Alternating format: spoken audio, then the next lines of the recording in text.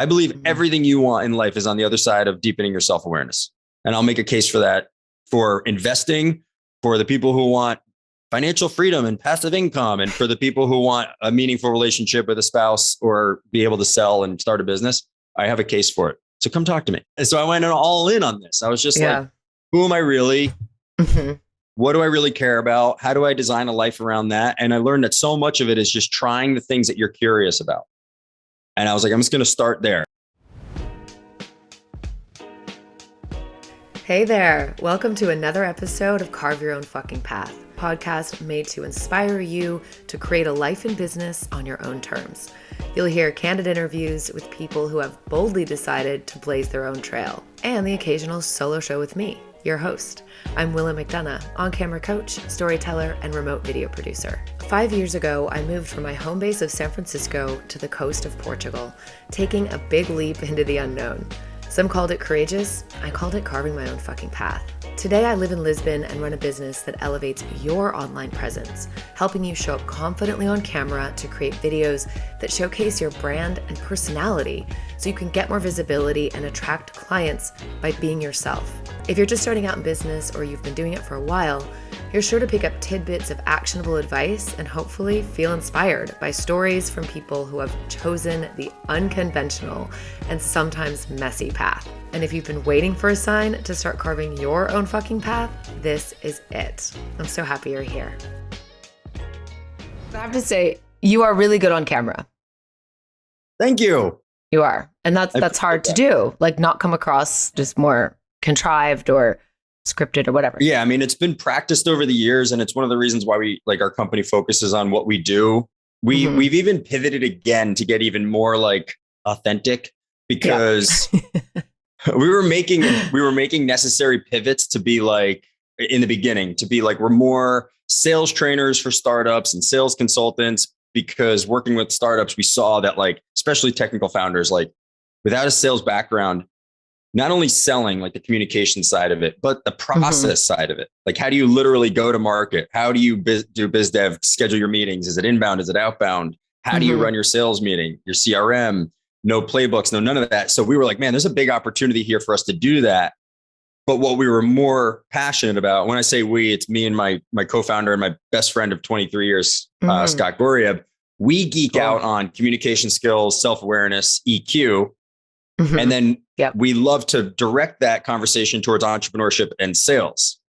And in the beginning, we got feedback from people who were like, it's like a little vague, like communication skills. And I'm like, really? Like, there's like LinkedIn learning courses on this. There's like, I'm surprised that that's the feedback we were getting, but people were willing to pay us for sales training and sales consulting. So we like, makes sense. We like hit the market that way.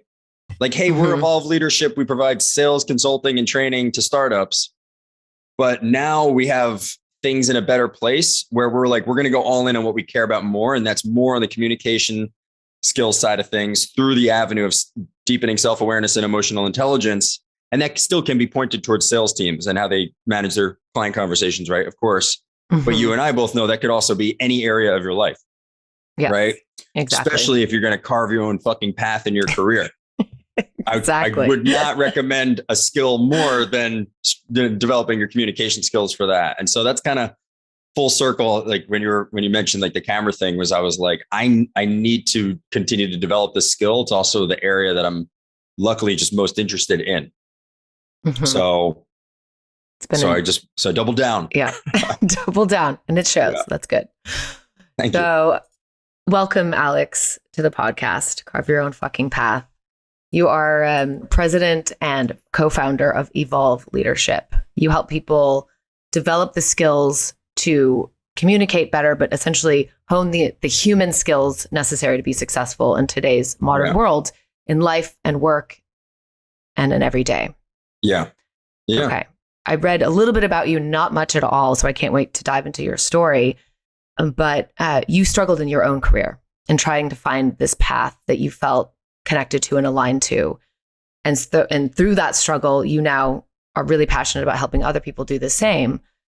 So take us back to wherever you want to start in your backstory, which I know that's a big question. And I always give people, just a minute to think about it if you want, and start wherever you want to start. Yeah. Well, like we said earlier, I'll just wing it. I'll just pick a spot and we'll just go from there.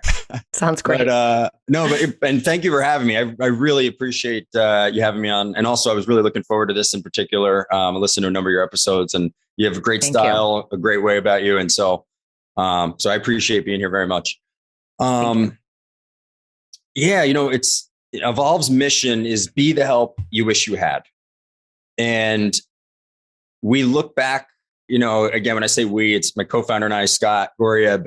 We think about all these areas throughout our lives. I mean, more recently with our careers, where we went through career struggles and we were like, where were these answers when I needed them, when I was having trouble getting clarity in my career path? How come we're not taught at an earlier age, like what career path to follow? But not only that, how we're supposed to figure that out. The way you figure that out is through a process of self-awareness and self-discovery. Who am I really? What do I really care about? What are the things that I'm good at? What are the ways I like to provide value to other people? And instead, no one asks us those questions in middle school and high school, right? People are just like, I remember I was like really big into arts and, I was like painting, drawing, photography. And I was talking to my guidance counselor and he's like, accounting is a pretty safe career. I'm like, I don't see the connection. Boring thing. Okay. Yeah. All right. How'd we get there? But just like, we're not taught these skills at an early age. And so the frustration of like, that's the help that I wish that I had when I was younger. And so now here we are, fast forward to Evolve's mission. We want to be that help for other people. So we help people with the essential skills needed for success in their career. And then also when they're starting their business. And so for us, we would make the case that these human skills, communication skills, self-awareness, emotional intelligence, we believe that those are the most important skills, period. Okay.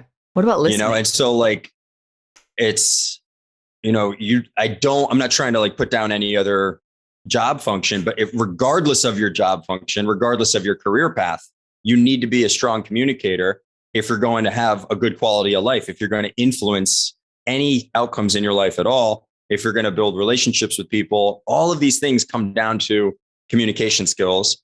And then even deeper than that, understanding yourself. Who are you really? And then also, how are you showing up in conversations and relationships with other people? The better you understand yourself, the better you understand others. And you're able to make that connection with other people. And so it's like, it's all on this it's this deeper work that honestly is work that goes on a regular basis for the rest of your life, I think. And it's weird because people sweep it under the rug. Like, oh yeah, self-awareness. I'm pretty self-aware. So how do I make money quickly? Right. It's so like, true. It's and we've all been there. Yeah. We've all been there. I'm like, I'm going to sell online courses. And that didn't pan out the way I thought it was going to at all. Let me just ask you something. So when you say knowing who you are, if someone said to you, Alex, who are you? What would you say? Oh man, that's an amazing question. I've never been asked that. Who am I? I'm not even sure how to answer that, but I feel like I'm a unique blend of creativity and compassion and curiosity. And I equal parts. I've always almost had this internal conflict where I've been like a lover and a hater. And then like the hater side of me is really just unresolved issues that I have with myself and a lot of times less to do with other people. But I can be like all kumbaya and then 2 minutes later be like this fucking asshole in traffic. Right. And so my sister will tease me a lot because she's like, you're all like calm and peace and love some days. And then other days is like people piss me off. But I think everyone's got a little bit of that balance. But, I think in some ways I'm very, very intense. And in other ways I'm, quite calm and patient. I don't even know if this is the right way to answer this question. It's really, it's really unusual, but I love it. I would struggle. I want to turn it back to you now, but I try to be more of an example than I used to be. And so I try to be this person who like walks the walk. So I am very curious. I like to learn about a lot of things. I have significantly toned my ego down. So if I talk to people who have opposing views to me, I welcome those conversations. I have plenty of friends where we disagree on things economically and politically and environmentally, and we're still friends because we can have like real conversations about that. I don't think 3 to 5 years ago me was really able to do, to do that. And so who am I? I feel like I'm like this never ending work in progress of like trying to be a better person and trying to connect other people. But I'm still conflicted with this like impatient, frustrated side of me. When I see people like, texting and driving and running a red light or something, it drives me nuts. Right. So I don't know. I want to echo a couple of things you said. Go for it. In the very the beginning, you said you're unique blend of creativity and curiosity. I think those are the two words you use. I can really identify with that. And Yeah. I also, the identity question is a big one, because the who are you, a lot of the time we attach the superficial things, the title, the where we're from, those types of things that are just, again, more surface. And so I really like that you took that deeper. Not surprised, the work that you do is on that deeper level. And so that's the unique approach that you're bringing to the world. Yeah. And would you say you feel that you're doing the same thing in your life and in your work? I'd like to think so. Yes. A lot of the work I do is working with people on camera to pull out their real self, which is, and I commented earlier on seeing you on video. I really think you show up exactly how you're showing up now and having this conversation. It's very comfortable. And also there's not a lot of, there's not a performance there. At least I don't think so. And that is something I found that a lot of people struggle with, is this idea that we have to be someone else if we're on camera. If we show up in, I'm not a great public speaker, I should say, but that alone, can cause you to change and be someone else. So I think, so I really love connecting with people and just creating a space for them to be comfortable in showing up as themselves. You definitely do. I mean, I feel that. And I think it's a two-way street. I've had conversations recently with people where, it was exactly like this, and I just still don't feel comfortable. And the old me pops up, and I'm like, all right, just because this person isn't necessarily giving me the type of body language or eye contact or things that would show me that they are paying attention, especially when you talk to people and they're like, I don't need to internalize that. Like, I'm not doing a good job communicating, because I like the old me would internalize that. Like, oh man, am I wasting this person's time? Maybe I'm not that interesting. These answers aren't that good. And like, luckily through practice over the years, I feel like I am who I am. I'm going to provide the value that I can. I'm not for everybody. That's totally cool. And like, when I get that feedback, like the negative sort of feedback, because I'm very sensitive and I'm very empathetic. And so if I don't get the sort of visual responses, I'm like, am I not doing a good enough job? I try not to do that anymore. But so you do an excellent job of creating a very safe, comfortable space. Because this feels like, I feel like I've known you for a while. I mean, I'm listening to some of your episodes helps, but like, so this is like awesome. We'll just talk for hours and hours. I'm going to cancel my meeting later. I'm down. But so, I love that. I think you embody that as well. And I think if anything, my performance is trying to come back to quieting the noise of worrying about what other people think and just trying to connect with people. That's the same, that's the same advice that I give to people when they're doing public speaking. For a while, I hosted an event called Founders Live. It's a happy hour pitch competition networking event for the startup community. It's a really fun event. It's global. I think it's in like 70 cities around the world, like every continent. It's really awesome. And so I'm still part of it, but in a virtual capacity, not live events. But anyway, so I did a lot of public speaking there, and people would come back to me after, oh, you're a natural, you're great up there. And I'm like, first of all, you don't see me talking to myself for hours every day. Like, I would stand at the foot of my bed and pretend like the bed was the crowd. Like, so I practice. Talk to myself in the car, talk to myself all the time, practicing, that sort of thing. But when I am on stage, and this is my advice to people too, when I coach them on this, is I just try to connect with one person at a time. And I just think about, I need them to get what I'm trying to explain right now. So I'm just transferring this right now. It doesn't even matter if it's as simple as like, guys, we're every first and third Thursday from 4 to 6 p.m. I'm not looking at the whole crowd and then worrying, is there like a booger hanging out of my nose? I'm like just sharing with this one person that they know for sure we're every first and third Thursday at 4 to 6. or the most important thing when it comes to developing self-awareness is that you could have a journal practice at night and you ask yourself these 3 questions. And while I just shared that to that one person in the crowd, I wasn't also nervous. Is the rest of this room judging me? Right? They can't happen at the same time. And so I just go from one person to one person. I just feel like I'm just talking to a couple of friends. Okay. And then you forget. You hold eye contact with one person. That's it. Okay. It's crazy how simple it is. And so before that, if you're on stage, I would embrace the nerves and be like, holy crap, I'm about to do this. It's scary, but that's kind of cool. And then I just like own that for a second. And then I just am talking to a handful of people and you forget.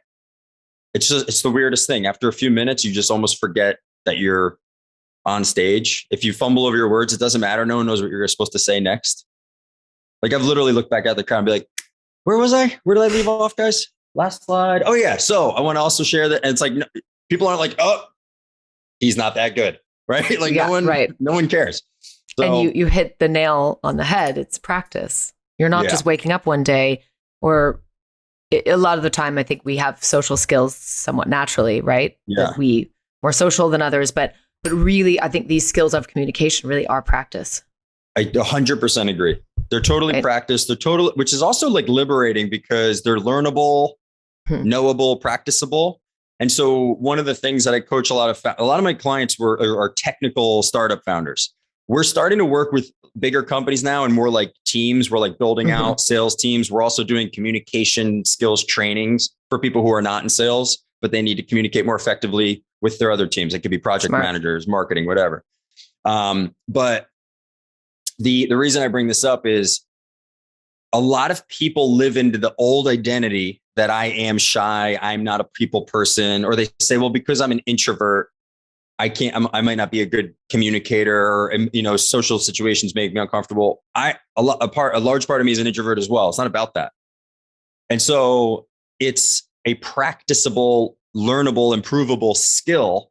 And I like to just think about it as this and a lot of other areas of life. You're just out of practice. It's not a big deal. Like if you never, just think of Kobe Bryant out there practicing his jump shot for like thousands of hours, right? It's like he was in practice, right? It's weird that I gave a basketball analogy because I'm not even a basketball fan. But anyway, I feel like everyone knows him. So that's a good one, right? But it comes down to practice massively. Definitely. I just had like a LinkedIn post in my head that was writing itself, thinking like, yeah, because it's so many people say, I'm not this, I'm not that, I'm bad at that. And you keep yourself stuck there. Exactly. You immediately capped the potential in that right there. And so the way to reframe that is I'm just out of practice. So it's like, I'm not that good at sales yet, but that's only because my past experience, I was a software engineer. And so now I'm a tech founder. So I'm going to practice getting good at sales because that's required for my business. Pressure's off. Not a big deal. What do you say? As opposed to like, oh, I've never done sales in the past. And like, I don't like talking to people. It's like, it'll transfer. Improving your communication skills, especially if you're forced into sales.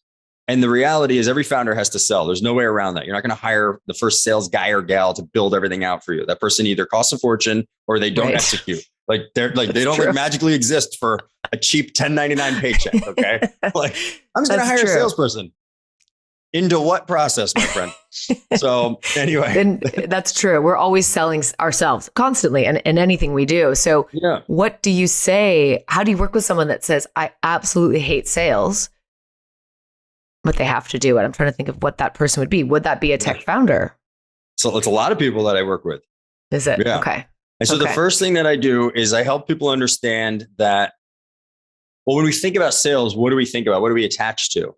And a lot of it is these cliches that are actually old cliches of what sales is, right? So if you say, oh, what do you think of when you think of sales? Everyone says the same 4 or 5 things. Oh, it's sleazy, it's pushy, it's aggressive.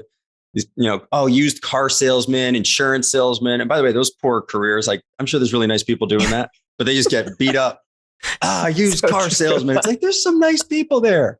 But so it's true because they're like, it's the old way. And the reason why it used to be that way is because sales professionals held all the information. And so they could be that way. You needed to talk to them because they had all the info. but they also have a quota. And so they're going to be a bit more pushy in nature to get you to do things. So now it's the other way around. The customer has all of the information. And so the sales comes in much later at the buying cycle. Mm-hmm. So it's like, I've researched, I read reviews, I talked to friends, I'm on their Instagram and social media. I know so much about this company, product or service, and now I'm coming down to the wire of maybe just 2 or 3. And so then that sales professional needs to actually be, and then so this is the next thing, is you take a sales hat off and you approach it emotionally neutral, no needy attachment to the outcome of the meeting or the outcome, which is a sell. I don't have to sell you something. I don't know if we're even a good fit to work together yet. So I'm going to be here as a curious, empathetic, understanding person, which is just how you should be in your life for people. Mm-hmm. Crazy, right? What a mind-blowing thought. Be a decent person to people. And the way you do that is just by trying to get where someone else is coming from. But in sales, it's can I just try to help this person solve their problems? And so maybe you can't. It's really fine. But the more you know about your product, the more you know about your customer, the more you understand your competitors. I'm not one of those people who like hardcore obsesses over their competitors. Like you just like to be aware of what they do. I'm not, that's just my style. The more that you could do that, the more you can educate somebody and lead them down a path that is ultimately working with you. So it's not like this total like, oh, maybe they'll buy, maybe they'll not. It's like, no. You can tailor the conversation to like give yourself a pretty good chance that they'll buy from you. Right? Like we're still being strategic here. We still have quotas. We still need to grow our businesses. So it's not like all just like hope for the best. Right. Just let go. Just let go. Attachment. But yeah. But you don't bring a needy energy into like, this has to happen a certain way. But if you're educated and you really understand your industry, the product, you really understand your customers, and they might say no to you, and you say, all right, well, just curious, like, where do you see that this might not be a good fit? Have you tried to do this in the past? And then you can actually educate them on why it actually is your product. Mm-hmm. And so you could shed light on things. Well, just to make sure you're aware, this thing that you're trying to solve is this. And as it relates to doing that, we have more data points that show we've done this than somebody else. So, and they might, I didn't realize that you guys also did that thing too. That's really important to me. Yeah. So I'm just educating you that these things are available that are ultimately going to help you solve your problem. Like, as opposed to pushing features and benefits and not really paying attention to what the customer's communicating back to you. Yes. Okay. This is really random, but I just got back from Morocco. Nice. I don't know, have you been? I actually have. I went surfing in Agadir. Oh, you did? Okay. But it was before I was like good at surfing, so it was like kind of a waste. But yeah. So that's where I was surfing there. Nice. In close to Agadir. But the reason I just thought of it is because the pushiness there. Oh yeah. Is insane. It's insane. And and it was my 3rd time there. So I knew what to expect, and I love shopping there, like Moroccan home decor. Very cool. I just realized how stressful it was, because I knew I was going to buy, and I was going to spend money and all that. But as soon as the person turned attention and it was a push rather than a curiosity, or it was immediately a turnoff. So that's an extreme example. And it's a different world there. It's all about negotiation. That's part of their culture. But this goes with dating too. No one wants a needy person, but sales is dating. Yeah, it is. And as it is not to be like really corny, but and like date, like they're just similar human. What's the word? Like human. I don't know why I'm blanking on the word. So, but it's like the similar types of things to connect with humans and influence humans. It's like, it's all there with business, with your personal life, with dating, with sales. We're people. The common denominator to everything is that we're people, and it's human connection. So it does make sense that it would be that way. And I just wonder why in certain situations, car salesmen or, going to these certain cultures where it's all about the push and the manipulation. Yeah. I just wonder what that is, because they're still doing it. It's still a tactic, so it must work. Although it's just, not very effective. I would say that falls a little bit more on the category of like the difference between manipulation versus influence. I also think this is a whole nother topic, maybe for another podcast conversation, but I do wonder sometimes, like, the personal development type advice, I'll explain how this all connects, but the personal development type advice that we get from all the great people out there, the Lewis Howes and everybody, I wonder how much of that is real for people in third world countries or for half the world who like doesn't necessarily have like running water and food every day. And like, you really only like they have to hustle that day to make just enough to bring home food for the family. And so it's like one of those things I always struggle with, where it's kind of like a lot of advice is really good for people who are already in a certain situation. And I'm not trying to make excuses that people who come from people who came from poverty can't go on and be successful. And I'm not saying that people who came from a little bit of money, that's the only reason they're successful. I completely do not agree with that. I know people who were born very rich and they did nothing with their lives. I know people who were born rich and they multiplied that because of their work ethic. So I don't subscribe to that, but I do wonder how much of that is transferable to other societies. And so I bring this up is like, if you are an account executive at a software company, a software startup, or you're a founder trying to grow your business, I would recommend, you should not bring a needy energy in there. And maybe you still shouldn't if you're at like, the market in Morocco. But I also have never been in a position where like my family does not eat tonight if I don't get this done. Yeah. I know I've been like years ago, been in points where I'm like, oh man, it's going to be hard to pay rent this month and I'm going to hustle harder. But I haven't had this like do or die type of thing because I just haven't lived in that environment. Right. I'm so glad that you brought that up, because a lot of this is definitely the privileged world. Manifestation, law of attraction. I believe in it, you know, for everyone on some level, but we are in a position that we have the awareness, time, resources to then create what we want, essentially. Even if we don't come from much, we can also, and we're American. I mean, you and I.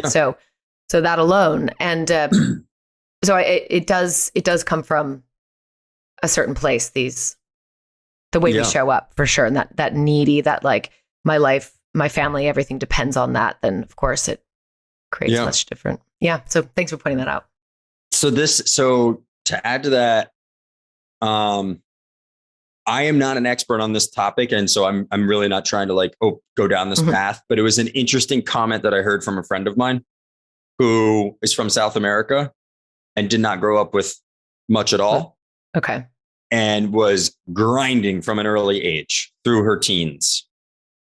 And she was like, one day she said, and I'm just the messenger, I hope your audience doesn't like shoot me for this.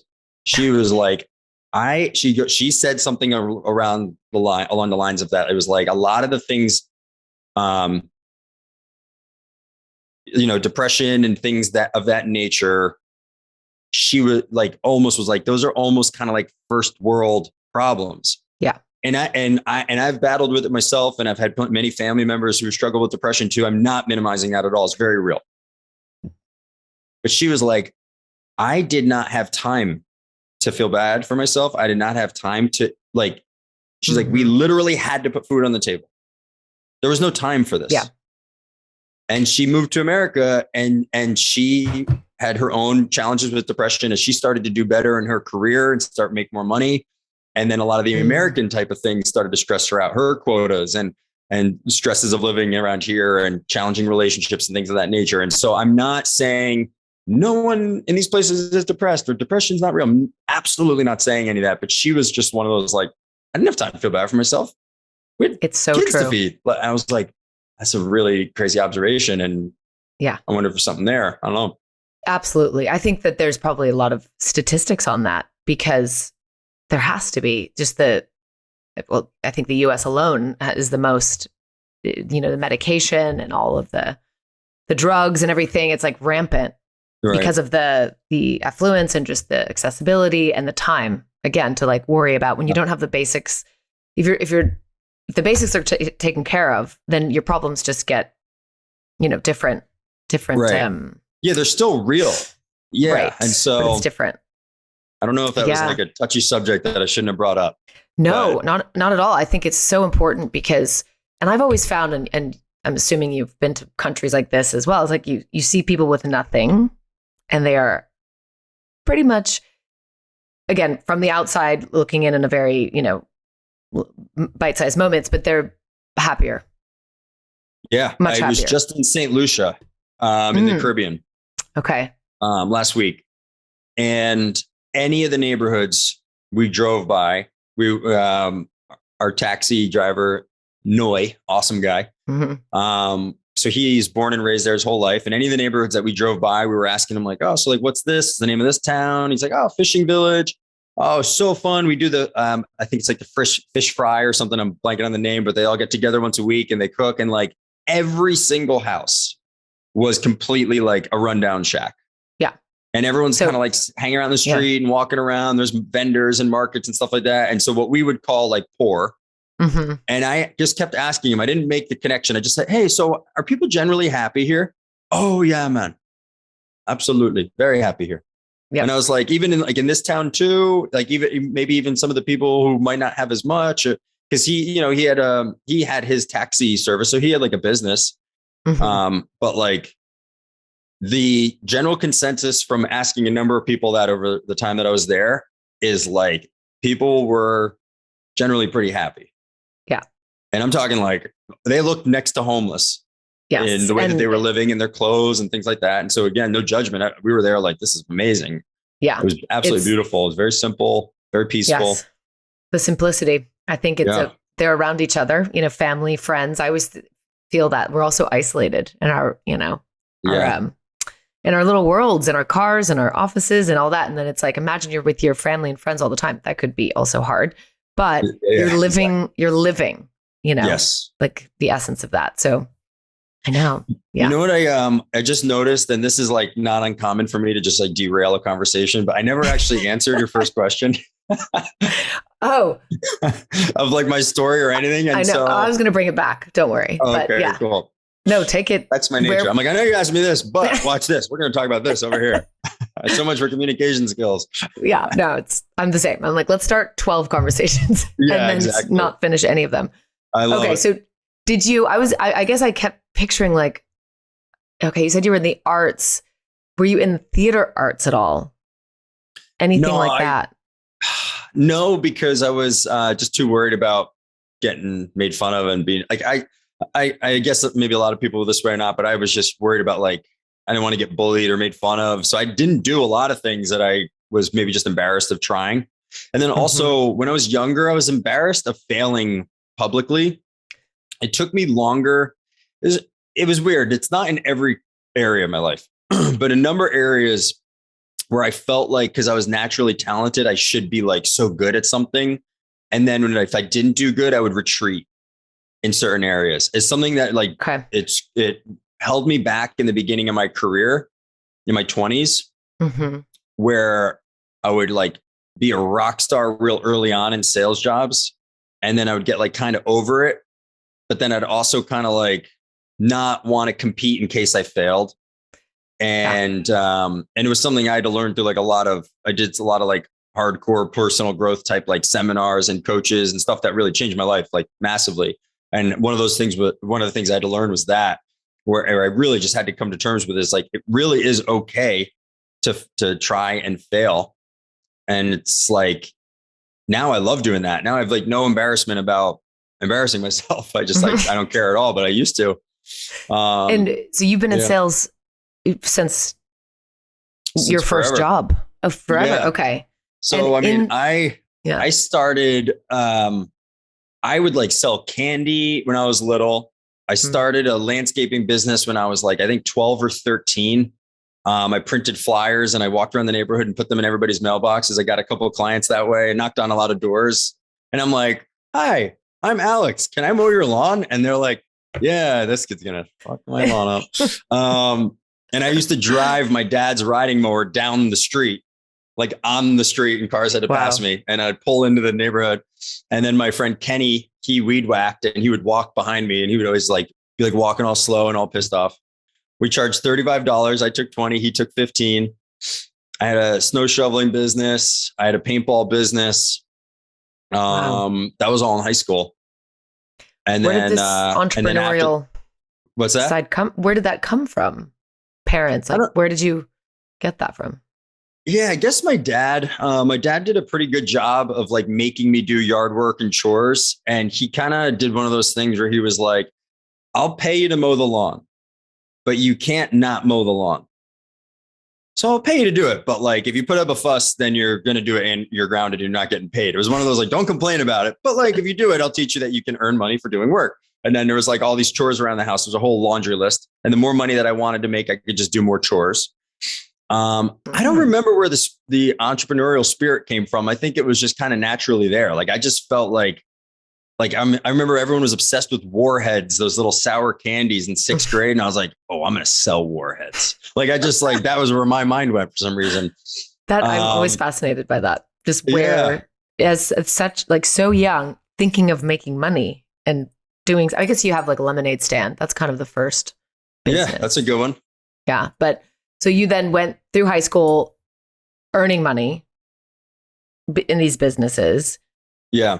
When you said you were unsure, you didn't have the resources, the help that you needed at that time, were you asking for guidance and not really getting it? Or did it just feel like, okay, now you're off on your own and good luck and be? When do you mean, like in high school or in college or adult life? Yeah. Or?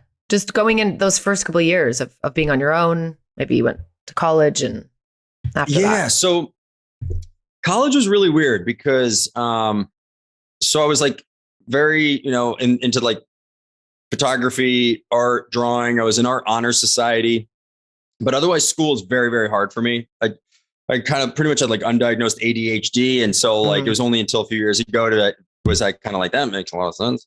But like, and so, yeah. And I felt really, and then I formed all these like bad beliefs about myself in school, that I was stupid and all these things. It was just like so hard for me to get good grades in subjects I didn't naturally care about, or in teachers who weren't engaging. Teachers who were engaging, straight A's, I like didn't even need to study because I would just pay attention.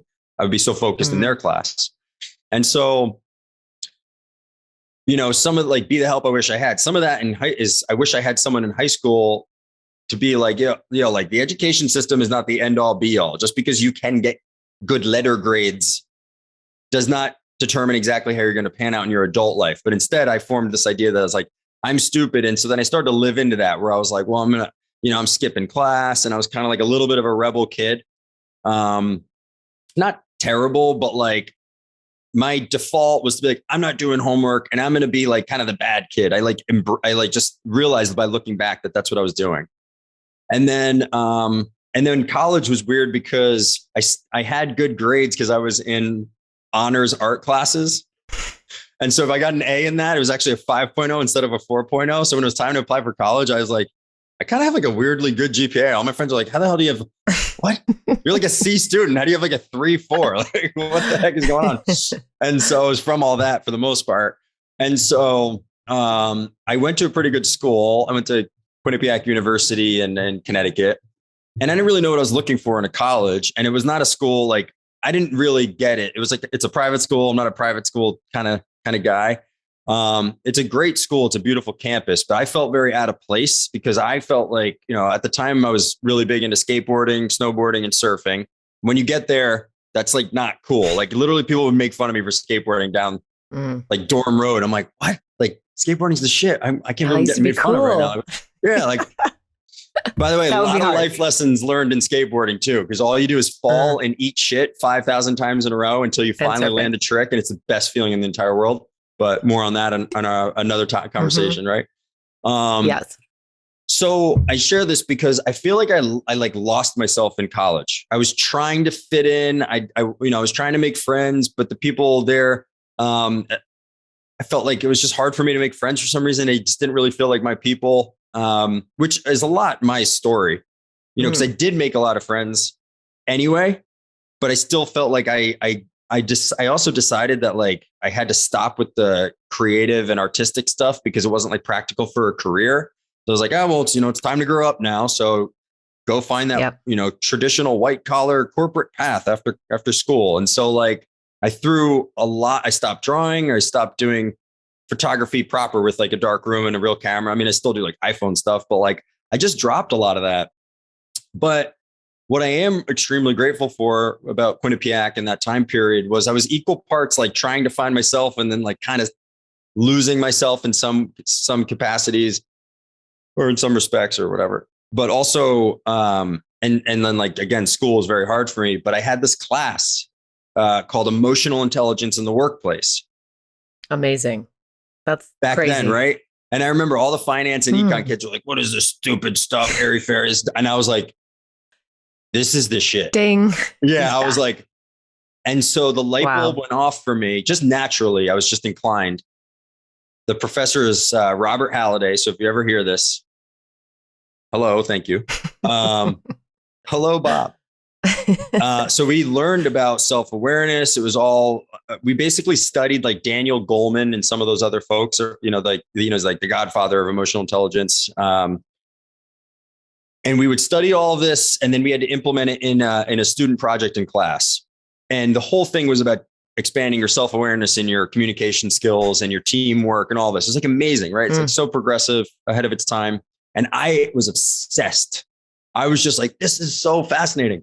So I became obsessed with learning about that as much as I could. So my free time was like reading psychology stuff. And in hindsight, I probably should have been like an IO psych major, but I didn't really know that was available to me.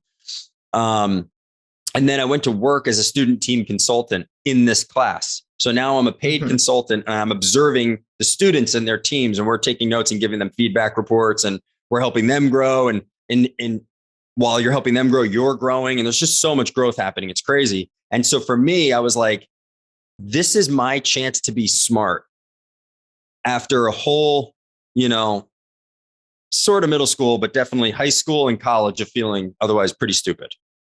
And then I had a lot of friends and family in my life who were like straight A's and go to Ivy League and all that. So I felt even dumber compared to them. And now all of a sudden I'm like, this world, EQ and communication skills and people is important. And I can actually make the connection already that this could be the most important thing I learned in my career. And I'm decently good at it, and I care about it. Holy crap, I could be smart in this, right? Whatever that means. And so I became obsessed, and I used that as the kind of foundation for me to go on to I literally got every job offer for any interview I went on after that. The only one I didn't get when I showed up, it was like, they were like, you're actually not even supposed to be here. Like, I was like way off the mark on my, she was like, thanks for showing up, but like, you literally need like 10 years experience. I'm really not sure how you got scheduled to come in. I'm like 21. So, but after that, it was like, I crushed interviews. I got good job offers. Most of them were in some sales capacity, financial advising, which is basically, just selling financial products. And then I went into software sales. I sold small business HR software. I did, but like the whole progression of the career, that was my thing. I was like, I'm going to be a great communicator. I'm going to learn how to connect with people. And then when I get hired, it was a sales type function. And so I became obsessed with studying the product, the industry, and then my pitch and my presentation. So my thing was I could get really good really quickly. And it was really because behind the scenes, I was just practicing nonstop. And so it always led to me being like very quickly becoming like the coach or the mentor for new hires after me, being like a trainer. Like I always ended up in some sort of training role, like once a week or a few times a month, where I'm like teaching on a topic. Or fast forward a few years, I was a quota carrying sales rep, and I also was the regional trainer for all new hires. And this thing called Breakfast Club. I'd bring bagels and coffee and teach people how to sell HR and payroll if they were in their first year at the company. And it was classroom setting. And so during this whole time, I was just using my people and communication skills. I wasn't really like diving into any sales training per se. I look back on my career and I wish that I had some more formal sales training earlier. So I was very much on like the people side of things, and I lacked some of the process stuff. Especially in like enterprise sales, you need way more disciplined process and criteria to determine if a deal should continue to be, move through the pipeline or not, and things like that. But my whole thing was the people side of it. And so what I also found was that my creative side was not being met. And so I started to feel these like really deep lows in my career where I would go through ruts where I was just feeling totally lost. And so it was like on paper, I'm doing well at this company and, doing fine. Like my friends and family think I'm doing fine, but deep down, I'm like pretty depressed, feeling pretty lost, feeling very stuck. And I just was like, yeah, I'm like, kind of like, of course, mishmashing a few of these stories. I'm condensing. Yeah. Thank you. But yeah, that was probably, like, I don't know, maybe 26 or 27 at that time. And I'm like, this can't be it. Like, there's no way this is it. At least for me, I'm not judging anyone in any path that they're on if they like their path. And so for some people, the corporate world's great and it's perfect. It meets the things that you care about to help you provide for your family or whatever. For me, like, I rather go homeless trying to do something I cared about and fail than never try and never know. That's just how I'm wired. And I'm sitting here like, I remember calling my dad. I'm like, Dad, this can't be it. This is it. The next 35 years, 40 years is this. I just do this thing that I don't really care about. And they came from a different generation. So they were kind of like, yeah, kind of, He always had great advice for me. I'm not like throwing him under the bus, but like, he came from a little more old school style. And so, I remember about like financially, was it comfortable? Like you're living well, you could do the things you wanted to do, live where you wanted to live, but it was just this deeper yearning for creativity, or what was it? Yeah, it's exactly that. Creative. Okay. And so there's so many things too, because it was like my sales career, part of this is my own, it was like a little bit of being a little depressed, but also a little bit of like lack of discipline. And then also just losing interest. Like my attention started to go elsewhere. As my sales, I would always like crush it and then get kind of like, I wonder if there's something else out there for me. Oh, wait, I got to get my number back up.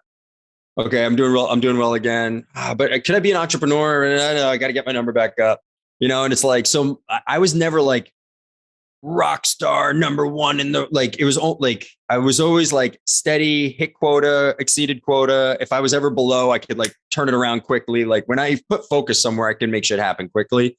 And so that's something I've learned about myself. But I was frustrating for my managers because they would be like, you can do more in 2 days than anyone here, but then you'll just like peace out for a week. Like, where did you, like, what just happened? And I'm like, I spent that whole week like networking with entrepreneurs, trying to learn about how to start a business. And so that was like, it was on me. But to answer your question, so like financially, I was always doing fine. My bills were paid. I was saving some money. Like it was all good. I was at quota, doing fine. But, and it was a good lifestyle. I mean, I lived in San Diego on the beach. I was surfing all the time. I was originally from New Jersey. So to be in San Diego was just like mind blowing. And so it was all good. But yeah, deep down, the creativity and the other things that are very important to me were not being met. And so I just little by little just became like really down about it, felt very stuck. And then in April of 2015, I was in like a major car accident. And I almost hesitate to tell the story because I didn't have any major injuries. And I know, and I had like some survivor's guilt because so many people had the same accident and die or are paralyzed or way worse than me. And I was just like a little, achy for like a week. Just by some crazy luck. But I was making a left turn through a green arrow and some young gal was texting and driving. She wasn't paying attention. She ran her red light at 50 miles an hour, just crashed right into my passenger side. My car is destroyed. I mean, it was a crazy accident. And so that night I went home and I just like looked deeply at my life. And I was just like, I could have died tonight. And I kept like having the flash of like, that like when you get some really horrible news from someone who is in your past and you get a phone call from someone and they're like, hey, Willow, do you remember Alex from high school? Remember that guy? Like, he died in a car accident last night. Because I unfortunately had received that news a number of times and it just like stopped me in my tracks. I remember where I was for all those phone calls. And I had one of those that it was like, how would my dad have found out about this? How would my mom have found out about this? My sister, what's that? I just thought about it so deeply though. I wasn't like, oh man, that was crazy. Anyway, back to my normal life. I sat there and I like thought about that. I was like, that's how quickly and easily things like that can happen. Which just like equal parts pissed me off.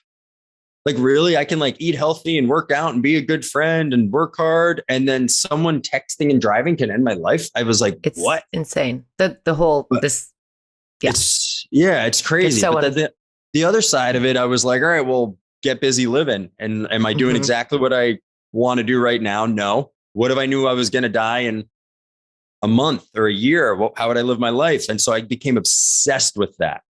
Like obsessed. Like I was like probably not enjoyable to be around because that was all I was like, I need to find answers for myself.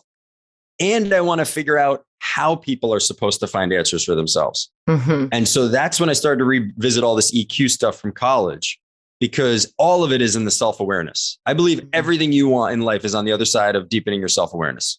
And I'll make a case for that for investing, for the people who want financial freedom and passive income, and for the people who want a meaningful relationship with a spouse or be able to sell and start a business. I have a case for it. So come talk to me. But, and so, so I went all in on this. I was just like, who am I really? What do I really care about? How do I design a life around that? And I learned that so much of it is just trying the things that you're curious about.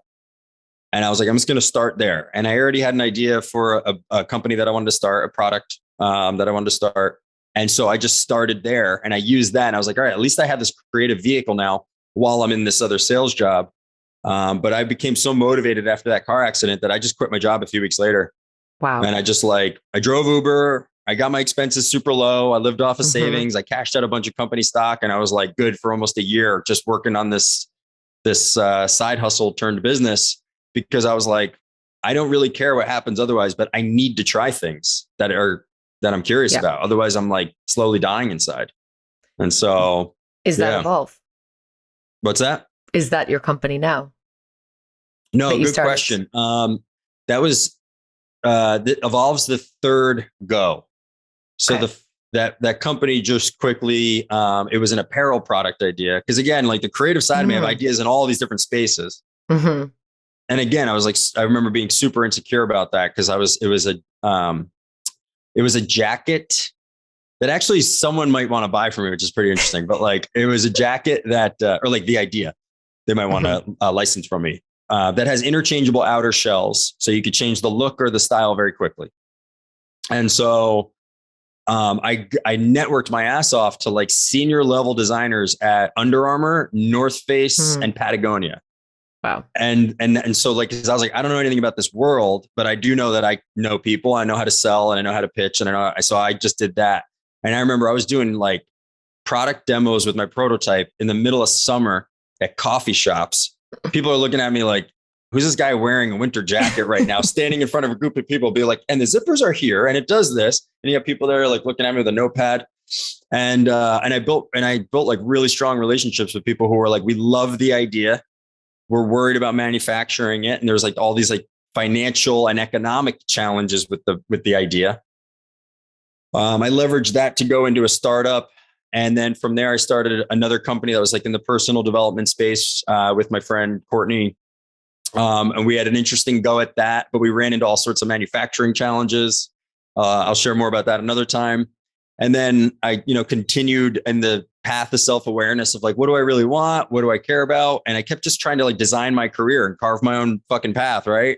And so I realized that I wanted to learn more about the startup world. I wanted to be more of a part of a startup where I could be more creative, but also mostly sales. But I didn't want to be like stuck in like only a sales job with no creativity. And so I stayed away from the corporate world. I went into the startup world. I worked for a tech startup there and I helped them build a business unit while I was also selling. So I felt like both of those needs were being met. And so I was really happy there for a while.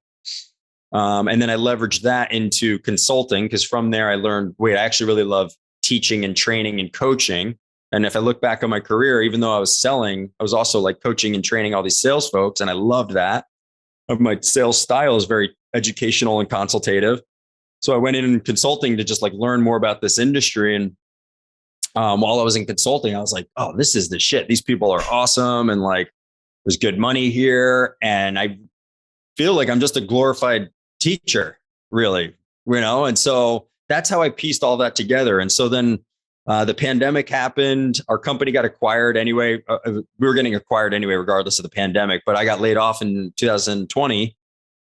And I would have liked to stay at that company for a few more years and keep learning. But instead, I think, it was maybe the universe just kind of being like, hey, this is the time right now. Go start this thing. And so I started Evolve just there, right on the spot. I picked the name in like 5 minutes. I was like, I like this name. Is it taken? It was taken by like 10 other companies. I was like, I could be an 11th. Who cares? No one will sue me. There's like so many Evolve leaderships. Is there? Yeah. Nothing is original. Okay. Nothing. Well, what's that? Nothing is original. Yeah, seriously. It's all an evolution of, But and so you started it with your best friend. So I actually I started it a year before he joined. And it was kind of my side hustle. It was just under alexresnick.com or .co or something. And I was doing more of like the career coaching and communication skills stuff, self-awareness stuff for individuals, because I was still at the consulting company that did more sales training, and I didn't want to conflict with them. And then from there, when I left that company, I went all in on sales training for startups, and I did that for about a year. And then I had an opportunity we closed a couple of large clients that gave us like some runway and also some confidence that were like, oh wait, maybe we could really do this. And my buddy Scotty was at LinkedIn getting absolutely worked. He was in sales ops at LinkedIn, working at like, 20-hour, like 18-hour days, like legit, just nightmare. And so I was like, dude, leave there. Come be my business partner. We've been talking about starting companies together since we were like 11 or 12. Seriously. So cool. Like we always talked about like one day we're gonna start a business together. I was like, Scott, this is it. Just come join me, be my co-founder. And so we like kind of restructured the company. It was already Evolve Leadership LLC at that time, but he came in to be an official partner. And so now here we are a year later, and we have a couple clients on retainer that are really phenomenal to work with, and like kind of, they're solid financially. And then we're doing like a big push for creating a larger community and focusing more on communication skills training via, video content, IG, Facebook content, LinkedIn, all the stuff you got to do. Right. And then, working with companies directly, and then also like online course sales, coaching, and things like that. So that's kind of like the next evolution of where Evolve's going to go. But It's just been fun as hell. I work on the thing I think is the most interesting with the people I love the most. Like my partners and clients are my best friends. It's like, dream. It's awesome. Seriously. Hard to create, I think, because you could talk about 11 years old making a business together and then making it a reality and actually enjoying it. Yeah, that's the thing. It's like, we enjoy it every day. We love it.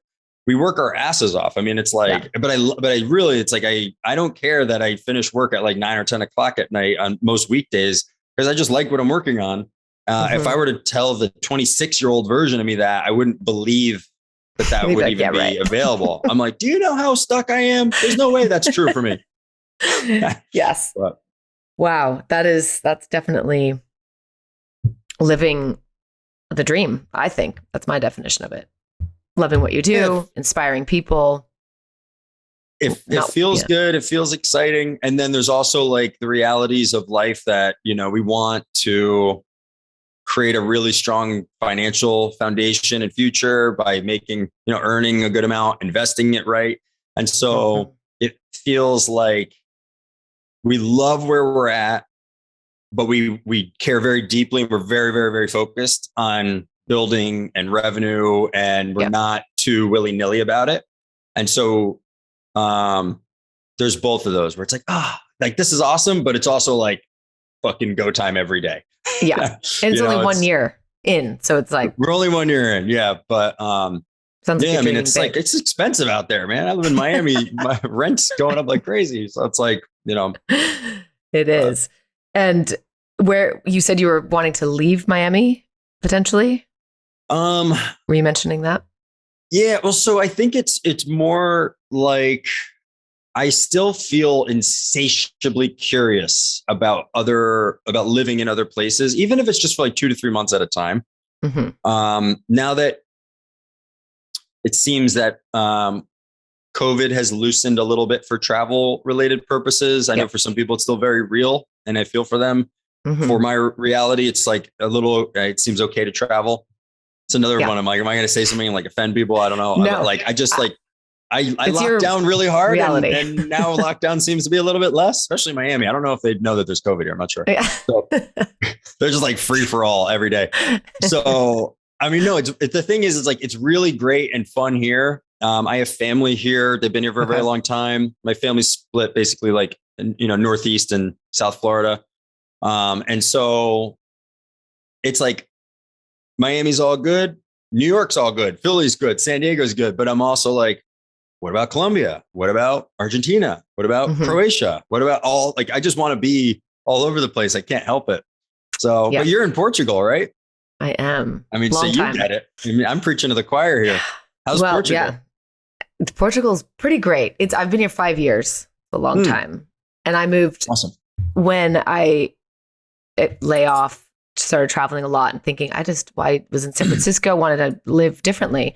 And I felt so insecure about that because I didn't fit in. I felt like I didn't want to climb these ladders or, go on this path that I thought was the right path. Yeah. Whatever that means. So then making that decision, I've only lived here. I haven't lived other places, and I rarely travel because I feel like living in another country satisfies that need to be traveling a lot. And so, but I love that now because everything's remote. I mean, working from home was a thing that was kind of looked down on, like you work from home, and it was just not necessarily a feasible thing. So I'm really inspired by people that are living where they want to live instead of where they should feel like they should. Yeah. Or that they have to, if they have kids that are, needing to be in a certain place. So I love the unconventional lifestyle for sure. Design it how you want, live where you want to live. And you are speaking my language, my friend. I feel the exact same way. I remember feeling so insecure about that when I left the corporate world the first time and I was working on that jacket. I remember this could be my own story, and maybe none of this is even true, but I felt very judged by my other friends who were still in the corporate world in these various sales roles, making six figures in their mid-20s. And I'd be like, how's the jacket idea? What are you doing now? Maybe it's also possible they weren't even really like that, but I was so insecure. I was like, what did I just do? Oh my God. But they say, I mean, there's that quote that it's like, if you're looking around the office and no one there necessarily, how do I say this? Like the path forward, the path to look up to did not inspire me. Yeah. Like it was like, you could be manager and then you could be VP and you could do all these things. And I was like, I don't want that office. I don't want that stupid company car. I don't really this is not the path that I see. And then I talked to other entrepreneurs who were traveling the world. They ran their businesses online. They were investing in real estate and they had these unconventional lifestyles. And I was like, how do you do that? Yeah. I want to learn that. But then I chased the shiny object a little too quickly. I got the proverbial life punch in the face. And realized what I needed to focus on was more on the skill development and knowledge development and consistency and accountability. Man, of all of the morning routine and meditate and all these things that are all good and fine, I wish the non-sexy ones were the ones that people talked about the most. Discipline, mostly discipline, consistency, a lot of boring shit. Yep, not so that true. Exciting. Boring tasks throughout the day. For this, and everyone's like, it's the green Lambo on Instagram. It's like, no, not really.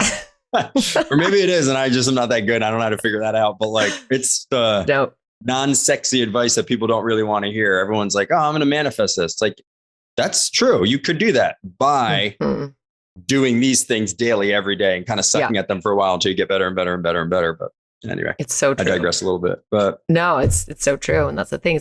And especially young people, that's what they're sold. I meet so many young people. Yeah. I don't want to work. I don't want to have a shitty job or do this. I'm like, put flyers out to, for it's a totally different world.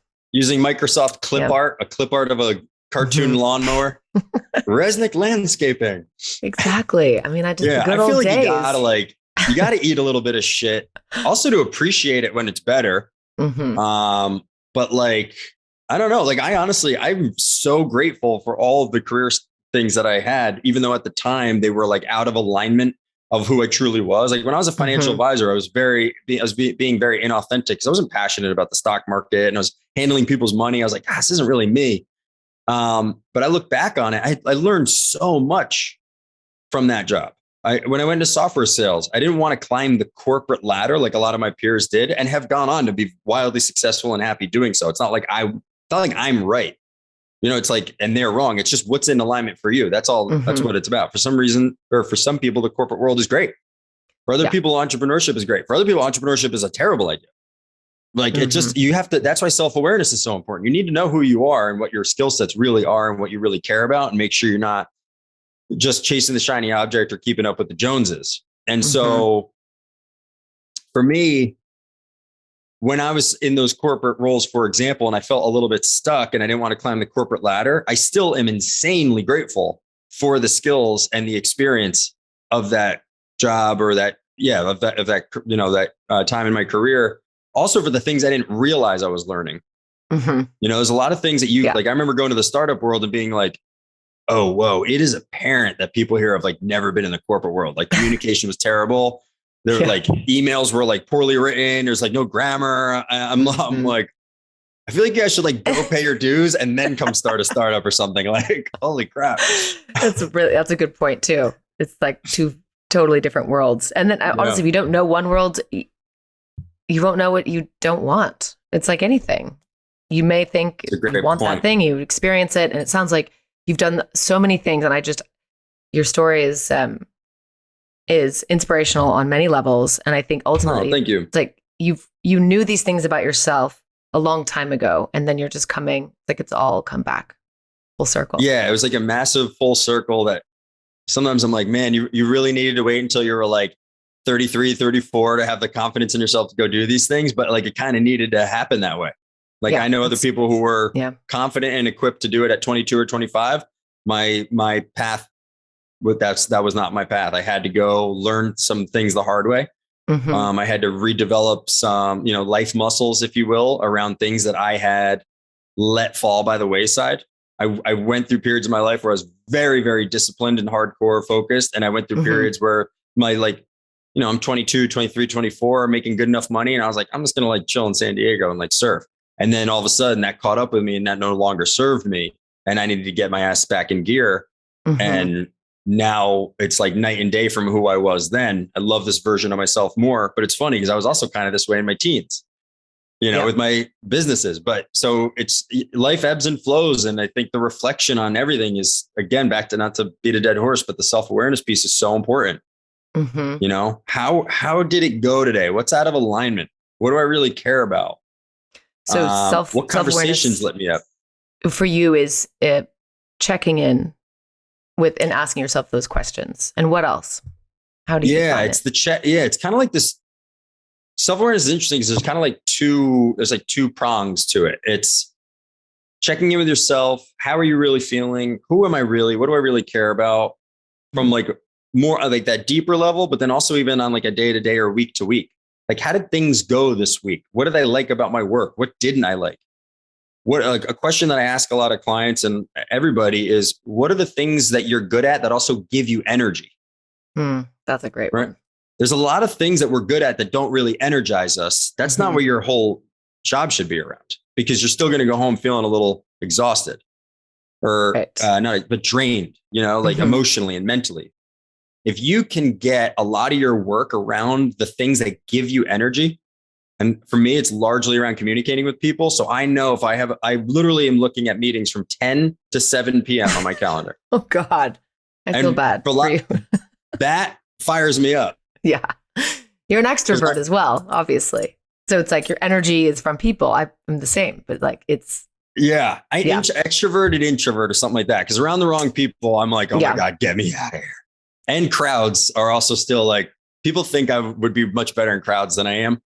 But it's different. It's more like, because it's the connection. Connection gives you energy. Yeah, that's exactly it. That's a great point. So so if I'm with the right 3, 5, 10 people, I come alive. Like I feel like connection here, this is real.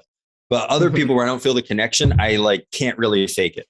And then my friends who know me are like, oh no, we're gonna like, because they're like, Alex is pissed. But like, you can't hide. I can't hide it. I'm like, cool. That was a good joke. You're real clever. Anyway, But to answer your question, it's like, it's that side of things of the check-in. Who am I? What do I care about? How are things going? What energizes me? Around which people?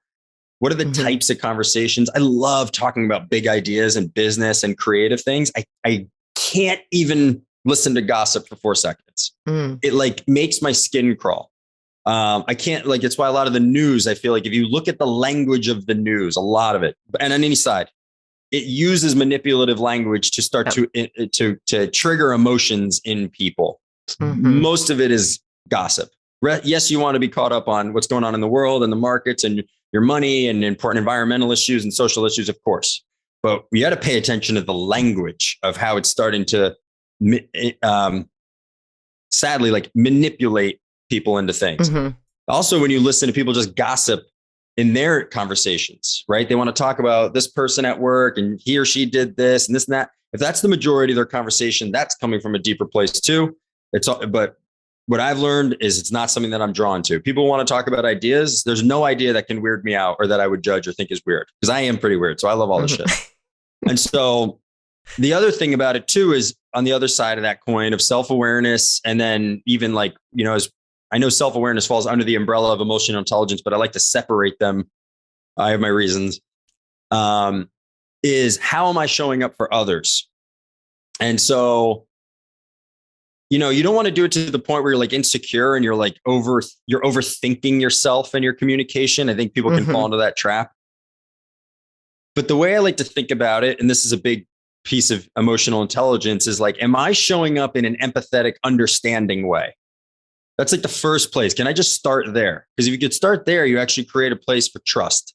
And if you can create a space for trust and you have a foundation built on trust, even if it's quickly, or I mean, in like a short period of time, even if it's like a 5 or 10 minute conversation, that person walks away being like, that person had like good vibes. That person really got me. Like, I feel like, they might not even really know what it was, but you can do that intentionally by just paying attention, being empathetic, trying to understand where someone's coming from. And that's like kind of the biggest gift you could give to somebody. It's also the most effective way to influence what you want in your life, is helping other people, making other people feel heard and understood. Biggest thing. And so that's, it's like, you don't even need to have the gift to gab down. You don't need to be an extrovert. You don't need to be the funniest this or this or that. If you could just be this like calm, patient, curious person who's just trying to understand people in the moment and you're paying attention to them, you give people so much more than what's really that's being said on the surface, And so definitely all of that is all kind of, that's all kind of like the melting pot that I think about when I think about self-awareness. And when I think about emotional intelligence, I focus on just a few key pillars that are kind of like the Pareto's principle, right? Like the 80-20, this is the 20% to focus on. That'll get you like the 80% of the way there. And for me, it's empathy, what I like to call empathetic listening. And I just call it that instead of active listening, because I find that people, when they think of active listening, they focus too much on the body language to appear that they are listening and they're not really paying attention. Yes, exactly. Yes, you just nailed it on that. Yes. Seriously. And you're like, whoa, like what the like, cool. Yeah, Willow, cool. Thanks, Willow. Very nice, Willow. And you're like, stop. And like, so empathy, that's a good point, actually. I like that. Yeah. It doesn't have to be so active. Yeah. And so, and then other like super, super important elements to it. Emotional regulation, also called self-regulation, or emotional management or self-regulation. They're kind of interchangeable, I think. Maybe some EQ professor will yell at me if I'm getting it wrong, but that's kind of how I make sense of it, where it's like, can I stay calm, cool, and collected, even if I hear something or experience something that would otherwise be a trigger? And so if you feel that trigger come on, can I actually just take a pause and just observe for a second and be like, that thing made me feel frustrated. Right now, I feel pretty frustrated. I wonder where that's coming from. It's usually coming from some deeper rooted thing. But the ability to strengthen the muscle around coming back to a calm place. So felt the trigger, but I can actually come back. I heard this thing I don't like, but I can actually stay neutral. And then replacing an emotionally charged reaction with a calm response, oftentimes a question or an empathetic statement of like, okay, well, where's that coming from? Tell me a little bit more. Why do you ask? Or like, In sales, it helps massively, right? When you hear an objection, sales reps get rattled. Oh, well, we can do this internally. Okay. Yeah, maybe you can. Just curious. Have you tried doing it internally? Not like, well, the reason that you shouldn't is because our product features and benefits, right? So that, like, strengthening that muscle of recognizing the trigger and coming back to a calm, neutral place gives you such a better, more effective way to communicate and such a better path forward than the emotional charged conversation that you start butting, you guys start to like butt heads or butt like energies almost, right? And so like that's the way that I really try to look at it, is like the self-awareness piece for me. How am I showing up for others? And then with that, can I be empathetic and just kind of stay calm and be very present with this person? And you get so far with just that right there. I mean, I can't help but think that you're pretty amazing in relationships. I hope so. I mean, are you my girlfriend partnered? She thinks. Yeah, so everything you just said, it's like those are, I guess it's across the board, with this type of. Yeah. So maybe that's your next iteration, relationship coaching. I will say that, like, we, just because you brought that up, we don't have these like blow up arguments. And we can actually like talk about each other, that we're like, all right, well, right now I feel like we're not understanding each other. So let's talk about it. Or if we need a little time to cool off and come back to it, it's fine. But we do have like a pretty honest, open, solid communication between us. And I definitely would, I'll take a little bit of credit for that, but we're both working on it. But in the beginning, it was a little bit more like she had other relationships in the past where maybe she didn't feel as safe to do that. And I could give her what Maston Kipp calls like a disconfirming experience, where she would do something and would expect an argument, expect me to yell, expect me to leave, expect me to abandon her, expecting these things. And instead I'm staying here. I'm like, no, babe, I'm still here. Let's talk about it. What's going on? And she's like, it's almost like, oh, okay, I can just talk to this guy. Okay, it's not going anywhere. It's actually like listening. That's weird. All right, like I really love that. Maston Kipp talks about this disconfirming experience. And the more someone gets a disconfirming experience, they can actually start to feel safer around you, and feel like it's like the puppy in the orphanage or in like the rescue shelter that was used to getting beat up, and now all of a sudden these people are very nice, and they're like, wait a second, I'm not getting hit. I'm actually getting fed. I'm getting treats. I'm getting love, and they start to heal and build trust again. I've not used that term or heard that term, but it's like rewiring everything. Yeah, exactly right. Yep. Rewiring. Yeah. That's great. Yeah. So what are you most proud of up until this point? Man. These are the types of questions where it's like the old insecure me would have like a problem answering this, and I clearly probably still do because I'm pausing. It could be anywhere in your life. With all due humility, like I feel, part of me feels like I'm just getting started and I have so much more to go that I'm so excited about. But I do feel pretty proud of the fact that like, I've overcome some very, very challenging personal things over the last few years that,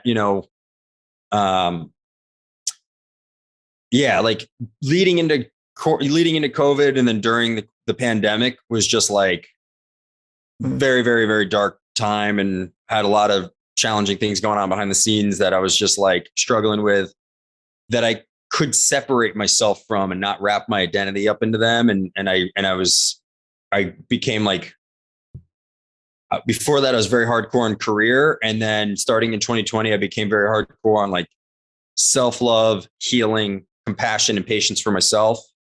That also translated into me being even more, patient and compassionate with others. And so to answer your question, like the things that I'm really proud of is I feel like I have had to overcome a number of challenges that most people are not aware of. And I also I felt so stuck earlier on in my career. And I feel like I have overcome a lot of that to get to basically have designed a life that like is very, very, very intentional, like down to the detail. Everything that I have right now are things that I've journaled over and over again. And I had on vision boards and I would speak into existence. and they are all here now. And it's crazy. Like, wow. And I'm not like, I have this perfect life and all these things. There's still a lot of things that I'm aspiring towards. And some of them are like financial. Some of them are materialistic. Like I love cars. I still want to be able to afford a Porsche 911. Like I just, I still, in a reasonable way, not in like an extended way. I want to be able to be like, yes, like that's been a goal since I was 5. Right. I want to have a loving relationship. I ultimately want to find a wife. I ultimately want to have a family and all these things. I want a business that's making a bigger impact than it is now. So I'm not like, I've made it. But I'm at a place now where that's why I feel like I'm just getting started. I'm at a place now where it's like lifestyle design, work, what I'm working on and with whom, I don't know, is all very, very, very intentional. And so I feel very like proud of myself for that. Like, I mean, on a regular basis, my work is with like literally my best friends. Like that's, crazy. We used to bitch to each other at the end of the day about like, how the day went. And instead now we're on Zoom all day together because, he's up in New York, New Jersey area and the other one's out in Phoenix. And so just, I manifested this beautiful loft apartment in Miami with a great view. Like this was on a vision board like a couple of years ago. I know it sounds corny, but it like really was like, not corny at all. So I feel really grateful for that. People in my life. And it's also a never ending work in progress. Do you know what I mean? Yes. So, yes. And so what are you most looking forward to at this point? Oh, it's a great question too.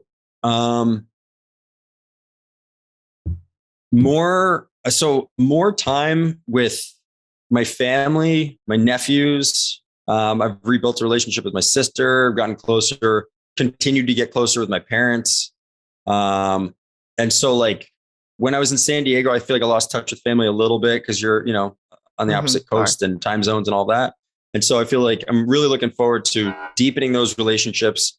I'm looking forward to impacting more people through my business because I just feel like, I would do this for free. I just feel like this work is really important. I feel like, be the help you wish you had. Like it pains me to when I meet people who are feeling stuck in areas of their career and their personal lives, especially if they're things that I have personally had to struggle with and I've kind of figured out a little bit of a path forward. I'm like, oh my God, I need to help this person. It's like a burning desire, So another thing I'm really, most looking forward to is the people that I haven't even met yet, that are not aware of us yet, that I'm not aware of yet, that we're going to be able to help. And like, I honestly think change their lives. I know that might be like a little bit of a bold statement, but like I'm walking the walk, and my clients so far, my business partner and other people in my life are like massive transformations because they started in this place of self-awareness, deepening these elements of emotional intelligence and becoming great communicators. And that also, that connects, that's relationships, but that's also the relationship you have with yourself, right? I think everything starts there with that. Yeah. And then from there, you show up in the world in a different way. Mm-hmm. A lot of the way you show up for other people and maybe your whole experience of life has everything to do with the way that you kind of view yourself. It's like the way you view yourself, the stories you tell yourself, the wounds that are not healed yet. Mm-hmm. That's how you view the world. That's how you experience people. That's how you that's how you are in relationships. And you can hear in people's language and you can see it in their body language and you can feel it in their energy. Mm-hmm. And so this self-awareness talk or work, it's a lot deeper. Yeah, it'll help you be better at sales and it'll help you run your business if you're an entrepreneur, or communicate better if you're in a corporate America. But it will like literally also change your life, So I'm sure I love this shit. I can tell. I want to commend you on, just again, following this passion, this fire inside, because your energy is contagious. That's why you have been successful. And that's why you will continue to be successful because of that. And you've used this word a few times, obsession. Like I'm obsessed with that. Yeah. And I think, if anything, that is also necessary. Yeah. A lot of the time. And because that obsession almost doesn't feel like work, right? It's like, this is just what I'm into. And yeah. And so everything, And I used to be, it's funny, I used to be insecure about that because I was like not a huge sports guy growing up. I do love hockey. My Rangers, won last night, game 7, happy about that. But I'm not like otherwise like watching Sports Center all day. And I remember I would be like, man, am I like not that like macho of a guy? Maybe I'm not. And it's like, fine. But like all my like, and everyone really was like, oh, Sports Center. And I remember being on my laptop in college and like Sports Center would be on, but I'm literally like Googling like psychology articles and like Psychology Today. And I'm like EQ, Daniel Goleman. And I'm like looking at TV. I'm like, yeah, it's cool. Like drinking a beer. And I'm like reading about like, here's why empathy and compassion is important. I'm like, I can't let people know that this is what I think is interesting. It's not cool. But it's cool. It's cool. Now it's cool. I'll take it. Yeah. But I was like such a little like insecure person. It's so funny. It is painful to hear that because again, I think we all want to feel connected to each other, and sadly we want to be like each other. Instead of like fitting in, right? Fitting in. Yeah. And it's something we can all, a lot of us can relate to. Yeah. On some level. So, okay. So how can people find you and connect with, and also who's your ideal client? I know you said tech kind of startups, but is there anything you want to say around that? Like, who is your ideal audience? Yeah, our ideal audience, on like the B2B side, it's kind of like growing small to medium sized businesses where they have either they have like teams of employees who need to improve their communication skills. And so that can be, we can come in and do a workshop on communication skills, self-awareness, EQ for various job functions within an organization. If the goal is that, hey, these guys and gals need to be better at communicating for the effectiveness of our company, our culture, people being happy to work here, projects getting done on time, right? So like a lot of that as it relates to communication skills, that's an ideal client. We, before that, we were working with a lot of like startup founders. But it's funny because it's like a lot of these other folks asked us like, hey, I know you do this for sales, but do you also do this in these other capacities? And we're like, yeah, we'd love to. That's actually what we're more passionate about than just like the sales side. So to answer your question, ideal customer, small to medium-sized growing businesses where they want their people to become better communicators.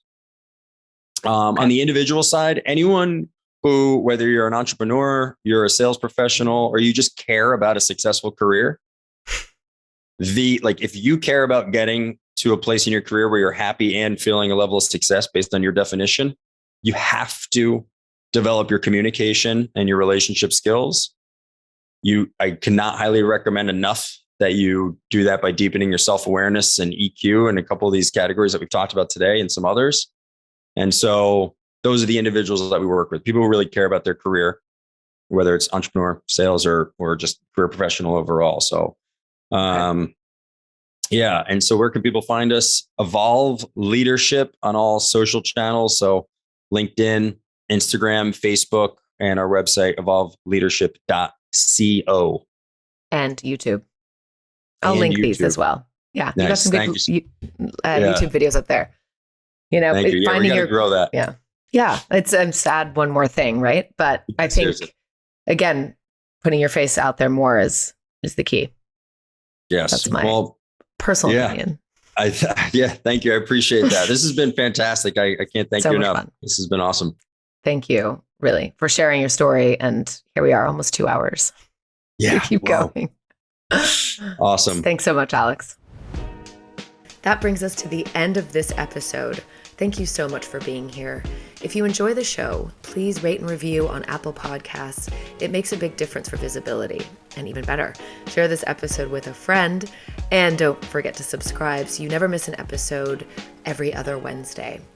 If you're interested in working together to elevate your online presence, I'd love to hear from you. Reach out to me on Instagram at whereiswillow. I also hang out on LinkedIn, Willow McDonough. Until then, cheers to carving your own fucking path. I love you.